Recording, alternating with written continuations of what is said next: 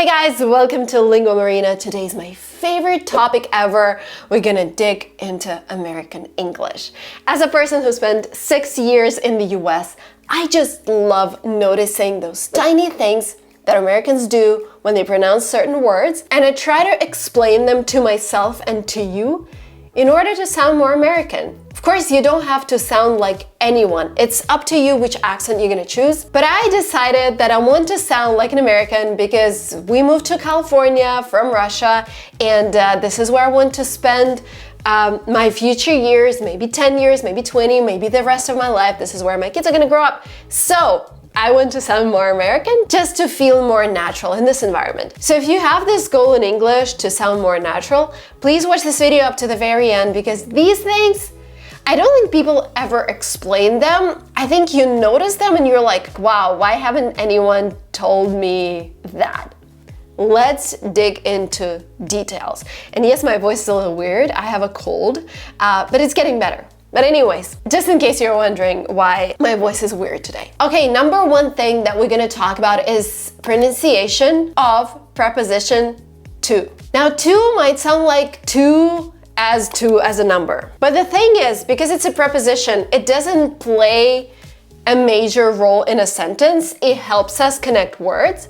So naturally, when Americans speak, they try to pronounce it quicker. In most cases, Americans would not stop on this preposition, they would not emphasize it. And in a lot of cases, it sounds like t with a sound that we call schwa in English. Let me give you an example. So instead of saying to you, we say to you, to you.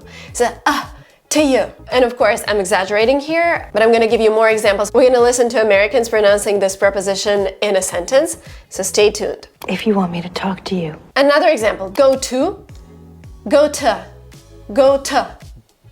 It's almost like T-U-H, ta, go to. But again, we don't emphasize this preposition. Instead of saying glad to meet you, we say glad to meet you. Morning. Oh, glad to meet you. Glada. It's even like, because, and this is something I've explained in previous videos, but D is almost R, glad to meet you. Now let's watch a quick video. Oh, I'm not supposed to guess. I'm just supposed to listen. Did you hear how you pronounce it? I'm not supposed to guess. To guess. To. See, he didn't say I'm not supposed to guess. I'm not supposed to guess. To. And something else you might have noticed, Americans usually connect prepositions with words that come before them or after. So when you listen to an American, it might seem to you that instead of saying two words, they're saying one word. Again, this is done for simplicity, because it is a lot easier to talk like this versus talking like this, separating every single word. It sounds cool though. It sounds like a rap song. A very, very talented young rapper. Let's look at a couple of examples where we connect preposition to the next word or to the previous word. I have to. I have to. What country do you want to visit? What country do you want to visit? Can you hand those papers to me? Can you hand those papers to me? To me. And one more video for you. I have some clients I have to attend to. Rule number 2, if you want to sound more American. Don't round your lips. This is a mistake that I've been making for years, until Venya, my friend who specializes on American pronunciation, corrected me. The thing is, I was saying sugar because there is a U, because we're supposed to pronounce this sound as oo, and I speak Russian, this is my first language, so in Russian we say oo like this. So I was like, sugar. But as a matter of fact, in a lot of cases, Americans would not round their lips to say ooh. So sugar is not sugar, it's sugar. So it's kind of, you do the same thing with your throat. You kind of say ooh, ooh, ooh. But your lips are like kind of smiling, sugar, sugar. They don't move, they're right there, sugar. Sugar, And this applies to a whole bunch of words. I remember when I was practicing, so I went through this accelerator in Silicon Valley, and at the end of this accelerator, I was supposed to pitch our company LinguaTrip. And so I had a phrase, you can't learn a language just by reading a book. And I was like, a book, a book, a book. And there was this guy called Rob, and he's like, no, Marina, a book. And it was so funny to me. It was back in 2015 when I had no idea about American accent. I just tried to mimic people, but I made so many mistakes. And he's like, a book, a book. So it's but it's book. It sounds very funny and not natural at all when I try to like explain and exaggerate a little bit. But if you listen to Americans, again, you can't just learn a language by just reading a book. Not a book, a book, a book. Next word, took, hook. Try to pronounce it with me without doing hook and took. Hook, hook, took, full, put, push, Funny sound. It did sound kind of funny. Hoodie. Let's watch a couple of videos to get a better idea what I'm talking about. You got your book? Got the book. Well, I put on a hoodie that covers my face. He took off. Let's practice more.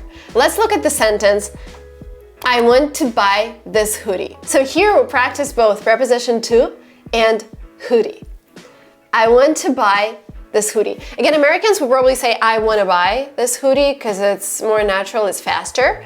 But for the purpose of this exercise, let's say, I want to buy this hoodie. Do you want me to read that book to you?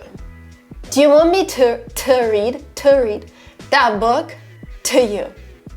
Do you want me to read that book to you? Again, same comes with would, should, could. I would. Not I would, I would. So it's still an oo sound, but it's less active. I would. Let's look at a video. I would, but I can't. So see, he's not saying I would spend. I would. Milder oo. The next one is also a pretty common word. It's the word bean. So bean and bin are two different words with two different meanings.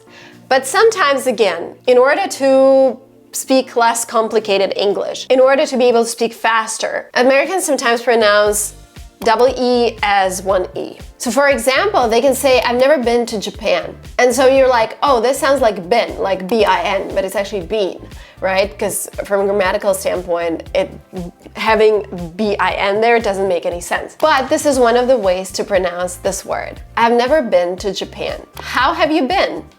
Not been, but been. How have you been? Claire hasn't been there yet. It's been a while.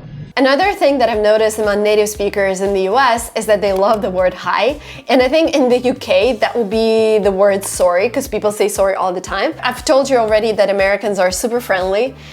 And I've noticed that a lot of Americans say, oh, hi, how have you been? So they can say hi a lot of times when they greet you, which is kind of like, again, you wouldn't pay attention to it, but then you notice many people do it and you're like, oh wow, they can say hi. just a funny thing that I've noticed. Hi.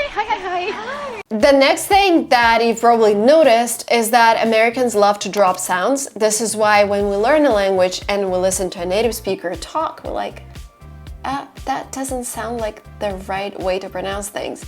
Because again, a lot of sounds are dropped. My favorite example is with can and can't. I can do this. And when it comes to can versus can't, it's all about the stress in the sentence. Let me give you a quick example.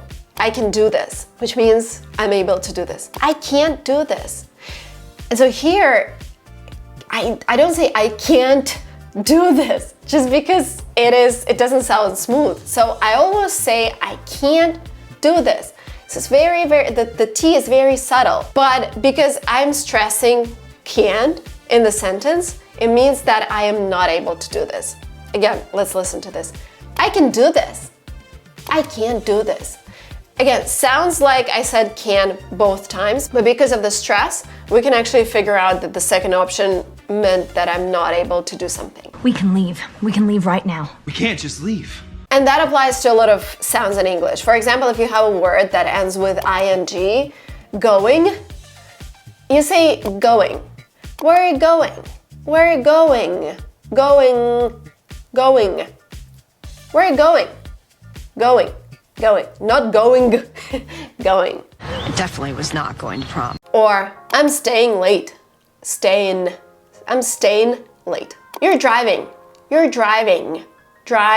You're driving. That was it for me for today, guys. Thank you so much for watching this video up to the very end. If you want to sound like an American, please join a course on how to speak like an American, where we're gonna explain more of those nuances, where we're gonna practice more. And in this course, we're gonna dig deeper into all of the major sounds in English, and we're gonna teach you how to Like, what do you do in your mouth when you pronounce certain sounds? The promo code to get a discount will be down below. Please check it out. This is one of the best courses. Vanya is my accent teacher as well. And I've been learning English since I was 4, but I've never met anyone who is more talented at explaining accents like Vanya. So please check the course out. And if you're not yet subscribed to this channel, please hit the red button down below. And I'll see you very soon in our next videos. Bye bye.